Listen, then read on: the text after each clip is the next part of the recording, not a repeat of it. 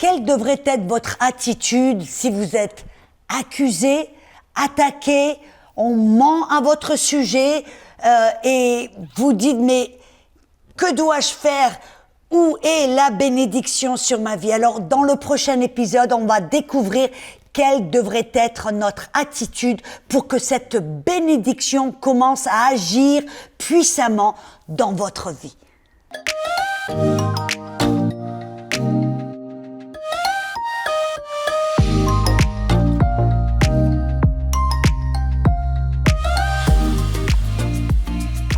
Bonjour et bienvenue à la Zone Rafa. Je suis Audrey Mac et ensemble nous parlons de l'argent. Waouh! Certains d'entre vous, si c'est votre premier épisode, n'éteignez pas votre ordinateur ou votre télé. Nous abordons ce sujet très pertinent qui des fois peut être un peu tabou, mais nous voulons voir ce que la Bible a à dire et amener un certain équilibre pour éviter les excès, éviter les choses qui amènent à la ruine. Amen. Nous voulons rester dans la vérité. Nous avons parlé dans l'épisode précédent et entre petits guillemets, si vous ne les avez pas regardés, je veux vraiment vous inviter à aller à regarder les épisodes précédents. Vous allez un petit peu mieux comprendre de quoi je parle.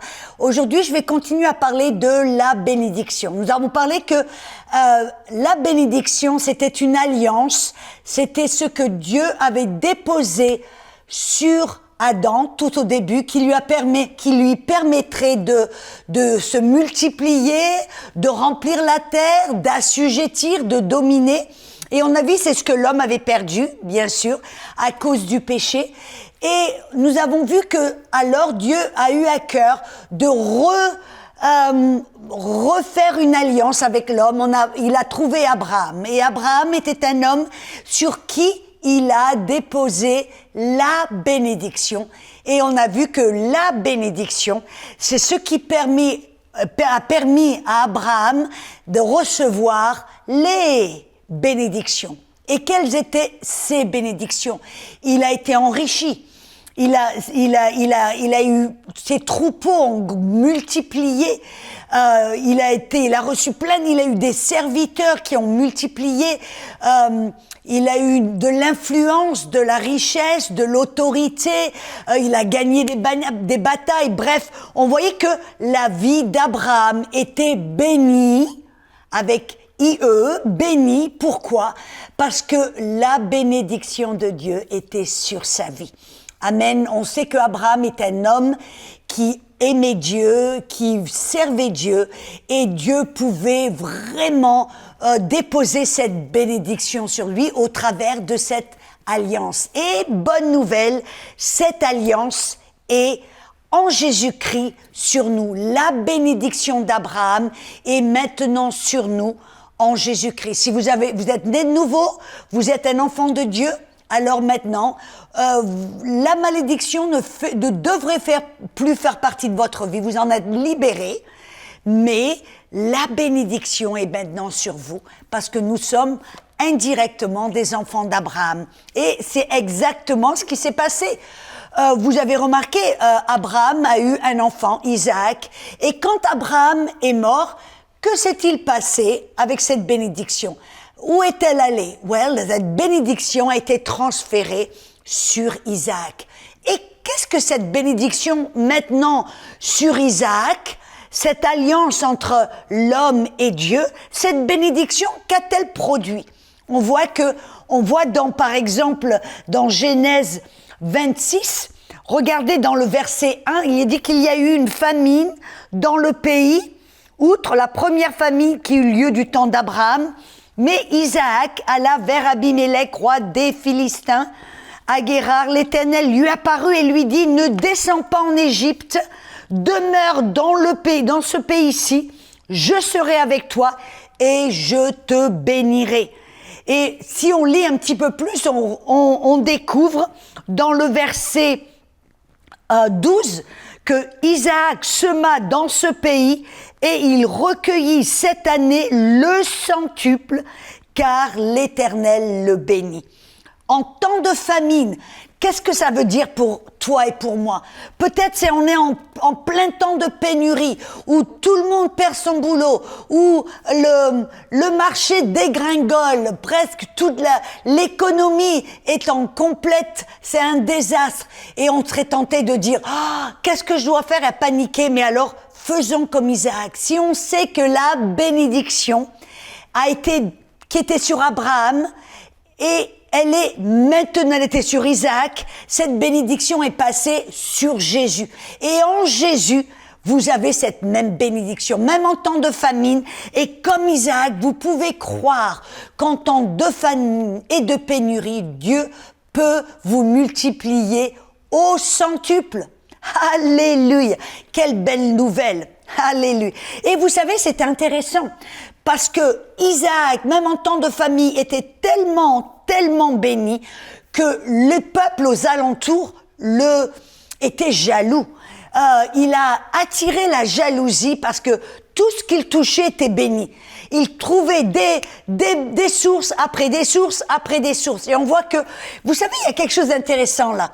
Le monde, quand vous êtes peut-être, ça me vient à cœur, vous êtes peut-être au boulot et vous êtes une personne d'intégrité et vous savez que la bénédiction est sur vous et Dieu vous donne une faveur avec votre employeur.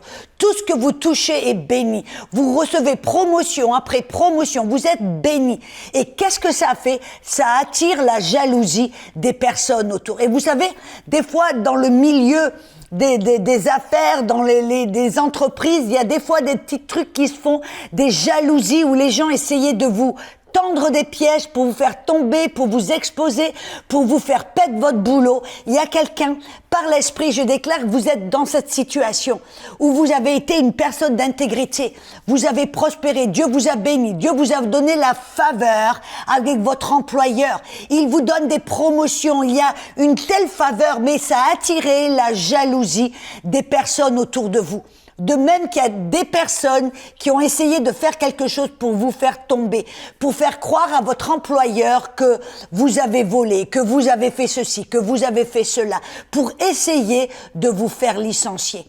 N'ayez pas peur, soyez comme Isaac, mettez votre foi en Dieu. Et je déclare au nom de Jésus que ce qui est caché sera exposé, que ces stratagèmes seront exposés et que vous sortirez de là encore avec plus de faveur. Ne vous défendez pas, n'essayez pas de vous défendre, de vous justifier, restez silencieux comme Jésus devant ses accusateurs. Amen.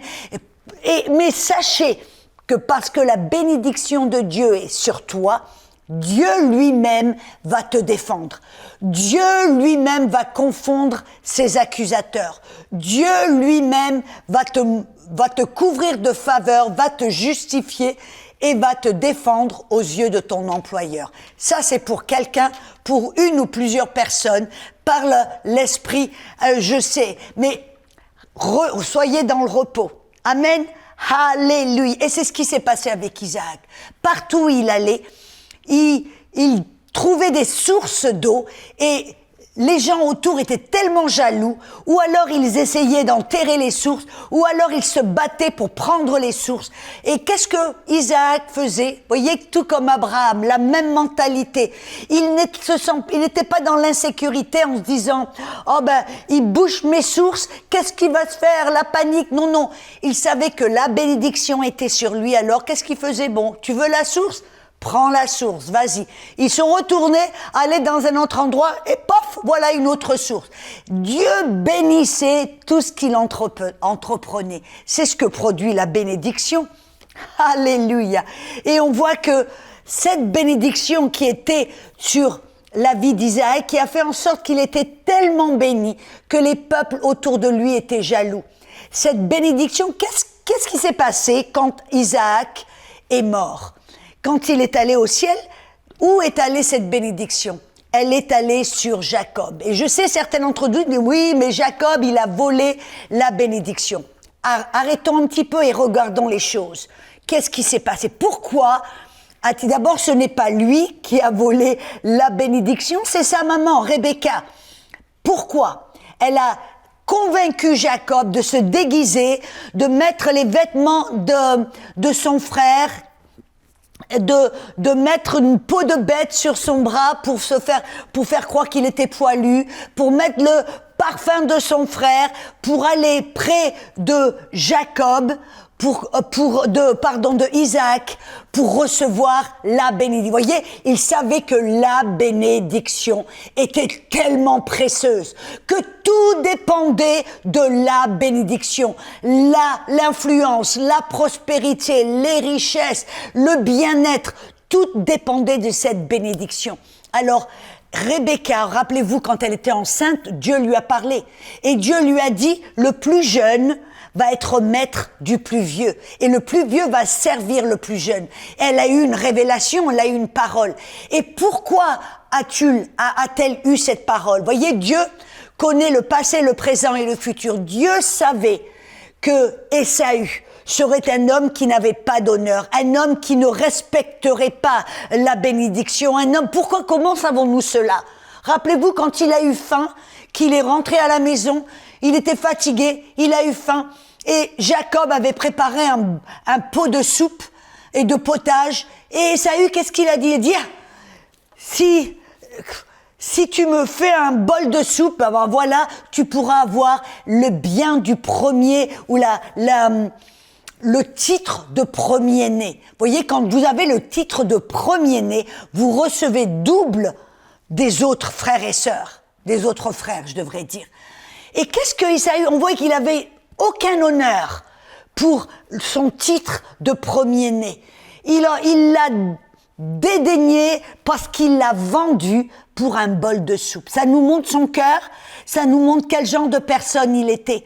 Et pourquoi est-ce que tout d'un coup, quand Isaac a voulu bénir son premier-né, qui était Ésaü, c'est Jacob qui s'est infiltré, il s'est déguisé sous les conseils de sa mère qui avait reçu une parole de l'Éternel.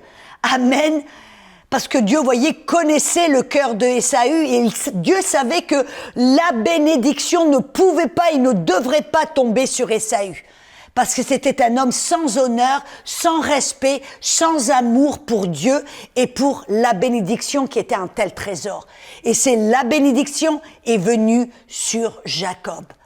Alléluia. Bien sûr, Jacob, qu'est-ce que ça a produit dans la vie de Jacob? Il a dû s'enfuir, je le reconnais, mais il est parti avec un bâton. Il est parti avec un bâton et il est allé travailler pour Laban, son beau-père. Et ce qui est intéressant, c'est que parce que la bénédiction était sur Jacob, Laban a commencé à prospérer de telle sorte que Laban ne voulait pas que Jacob parte. Il dit non, tu dois rester avec moi parce que au travers de toi, mon business a prospéré. Il est devenu tellement riche. Vous voyez, jusqu'à présent, apparemment, il n'était pas tellement riche, mais il était épaté. Parce qu'il est devenu riche au travers et grâce à Jacob. Et pourquoi est-il devenu riche? À cause ou grâce à Jacob, parce que Jacob avait reçu la bénédiction qui était sur Abraham, qui était sur Isaac, qui a fait qu'ils ont prospéré sur tout niveau. Pas seulement financièrement, mais relationnellement. Alléluia. Et de l'influence, des troupeaux, des serviteurs, du bien-être, des enfants. Et donc, on voit que cette bénédiction qui était sur Jacob a fait que même son employeur a été béni. Mes amis, est-ce que c'est votre réputation?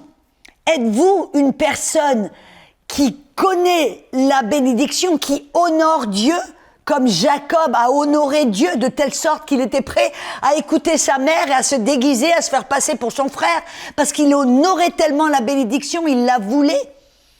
Êtes-vous une personne qui honore Dieu, honore cette bénédiction, de sorte que votre employeur est béni, son entreprise est bénie, tout ce que vous entreprenez dans cette entreprise est béni, de sorte que tout d'un coup, vous recevez toutes sortes de faveurs, vous recevez toutes sortes de promotions. S'il y a des promotions, elles passent, elles vous vont à vous, à toi.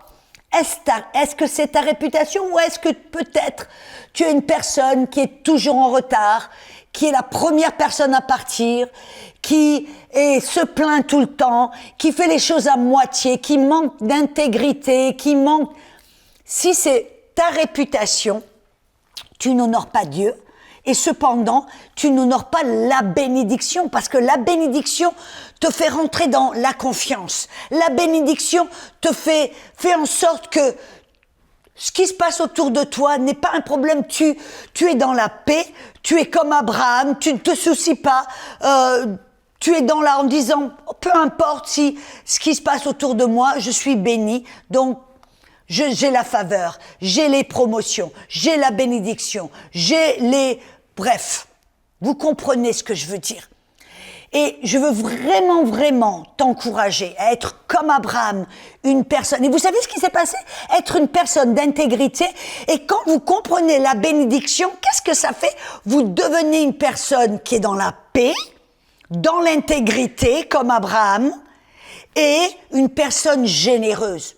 On voit, c'était la mentalité d'Abraham. Quand il faisait face à la terre, c'était la tête de Sodome et Gomorrhe qui était verdoyante et qui était belle et verte et avec des beaux pâturages. Et, voyez, parce qu'il connaissait la bénédiction, il a été généreux. Il a dit à son neveu, choisis ce que tu veux. Quand on comprend la bénédiction, on est des personnes généreuses. On donne, on partage, on ne se soucie pas de garder tout pour soi. On a les mains ouvertes pour bénir les autres. Voyez, ça c'est une personne qui comprend la bénédiction. La bénédiction amène l'intégrité, la bénédiction amène la paix, la bénédiction amène le bien-être, la bénédiction amène la générosité. Amen. Alléluia. Et cette bénédiction qui était sur Jacob, et vous vous rappelez, Jacob est parti pour travailler pour Laban. Bien sûr, Laban était un homme malhonnête. Il a changé les salaires de Jacob à différentes reprises. Parce qu'à chaque fois, qu'est-ce qui se passait? À chaque fois, il lui changeait son salaire. Peu importe, Dieu prospérait Jacob. Et finalement, Jacob en a eu un peu ras-le-bol. Il a dit, mais maintenant, je t'ai fait prospérer. Maintenant, c'est mon tour de prospérer. Donc, il a décidé de partir, de quitter Laban avec ses 2 femmes, ses enfants. Et la Bible dit qu'il était tellement béni. Il a été tellement béni au travers de cette bénédiction, qu'il est revenu avec des troupeaux, avec des enfants, avec des femmes, avec des serviteurs. Il était multiplié à un tel point que, rappelez-vous, quand il a fait face à son frère, il était un peu tremblotant, se disant, là, je vais voir mon frère Ésaü, il va vouloir me tuer, me détruire. Qu'est-ce qu'il a fait? Il a envoyé des centaines de troupeaux comme petit cadeau de paix. Vous voyez, on ne peut pas donner, on ne peut pas partager, on ne peut pas être généreux si on n'est pas béni. Et on est béni quand on comprend que la bénédiction est sur nous. Et alors, cette bénédiction, on voit que a béni Jacob à un tel degré que Jacob a eu 12 enfants.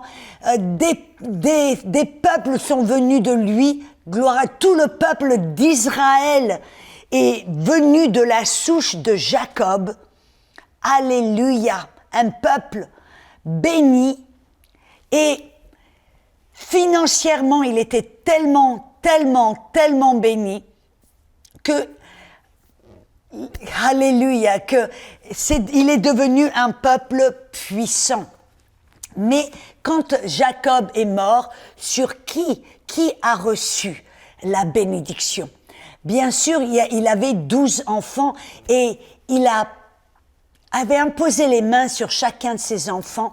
Et c'est intéressant que nous savons que Judas est celui qui est de la souche du Messie, la semence de David, celui au travers duquel le Messie est venu. Mais nous voyons aussi un des enfants de Jacob qui a reçu aussi une double portion, un double héritage et qui était béni, qui a aussi été reçu une bénédiction, c'était Joseph. Et je voudrais parler de Joseph dans les quelques minutes qui suivent parce que c'est un cas intéressant. Parce que très souvent, les gens voient leur situation et on se dit, regarde là, je suis dans tel pays où ils se voient, regarde ce qui m'arrive. Et regardez Joseph. Il avait une telle faveur avec Jacob. Jacob lui a donné un manteau de différentes couleurs qui signifiait la faveur du Père sur lui. Et ses frères étaient jaloux à tel point qu'ils l'ont jeté dans une fosse, puis ils l'ont vendu à des marchands qui traversaient le désert. Et alors qu'il était maintenant esclave, on se dirait, ben mais voilà, c'est fini pour Joseph. Il est esclave. Qu'est-ce qui peut bien se passer pour lui? Et pourtant, en tant qu'esclave, que s'est-il passé dans la vie de Joseph? On veut voir que la bénédiction était sur Joseph. Il était béni. Il avait la faveur du Père. Il était béni. Et qu'est-ce qui s'est passé? Même en tant qu'esclave, Joseph était béni. La Bible nous dit qu'il avait du succès, comme Jacob. Il a fait prospérer son maître Potiphar. Il était tellement que Potiphar lui a fait confiance, lui a tout remis entre les mains. Il a reçu de telles promotions, une telle faveur, que tout ce qui appartenait à son maître était entre ses mains, sauf la femme de Potiphar. Mais bien sûr, qu'est-ce que ça a fait?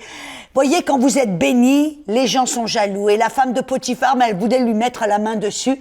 Elle a essayé de coucher avec lui, mais, voyez, une personne sur laquelle est la bénédiction est une personne d'intégrité. Il a refusé de coucher avec elle, il s'est enfui. Et bien sûr, on connaît le reste, il a été jeté en prison. On se dit, ben voilà, il est en prison. Qu'est-ce qui peut bien se passer pour Joseph?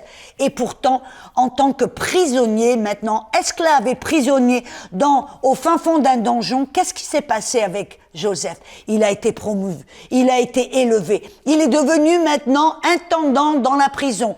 Le maître de la prison, le geôlier, lui a tout confié, a tout remis entre ses mains. On voit, voyez, la bénédiction fait en sorte que vous avez une telle faveur. La bénédiction fait en fait que peu importe si les gens vous poussent en bas, peu importe, vous êtes comme un ballon. Voyez un ballon, vous le mettez sous l'eau et vous le mettez en fin. Un ballon, vous le lâchez, qu'est-ce qu'il va faire? Pouf, ça va remonter. Voyez, quand vous avez la bénédiction sur vous, quand vous savez que vous avez la bénédiction de Dieu sur vous, peu importe ce qui se passe, peu importe ce que les gens vont faire, peu importe les attaques, peu importe les obstacles, peu importe la situation, peu importe ce qui se passe dans votre vie, tôt ou tard, vous allez être comme Joseph, vous allez rebondir en haut, vous allez remonter à la surface, vous allez, remonter la pente et prospérer. Et on sait le reste de l'histoire, et vous le savez, n'est-ce pas, que peu importe ce qui s'est passé dans la vie de Joseph, Joseph a rebondi et remonté jusqu'au point, et bon, bien sûr, je dis la vérité, ça ne s'est pas passé du jour au lendemain. Le pauvre Joseph, c'était combien d'années? 13 ans? Pendant 13 ans, mais on le rabaissait, on l'humiliait, on l'emprisonnait, et il remontait jusqu'au point où 13 ans plus tard, il est devenu le bras droit du Pharaon. Il est devenu l'homme le plus puissant d'Égypte. Et j'aime trop l'attitude de Joseph. Vous voyez, quelqu'un qui connaît la bénédiction, quelqu'un qui comprend que la bénédiction est sur lui, sur sa vie. Et comme Joseph, quelle était l'attitude de Joseph? Non seulement il a protégé son intégrité, non seulement il est resté généreux, rappelez-vous, il a interprété les rêves des personnes qui étaient là, accusées en prison avec lui. Mais qu'est-ce qui s'est passé à la fin? Ses frères, qui étaient en fin de compte ceux qui l'avaient rendu esclave, prisonnier, qui étaient les auteurs de tous ces problèmes, il aurait pu vouloir se venger. Il aurait pu vous dire, ah ben attends, tu vas voir, vous allez voir maintenant je suis l'homme le plus puissant, je vais vous en faire baver. Mais qu'est-ce que Joseph a fait? Qu'est-ce qu'il a dit? Son attitude était une attitude de pardon, d'amour, de générosité. Il a dit, ce que vous avez fait pour le mal, pour me détruire, Dieu l'a utilisé pour le bien et pour sauver les multitudes.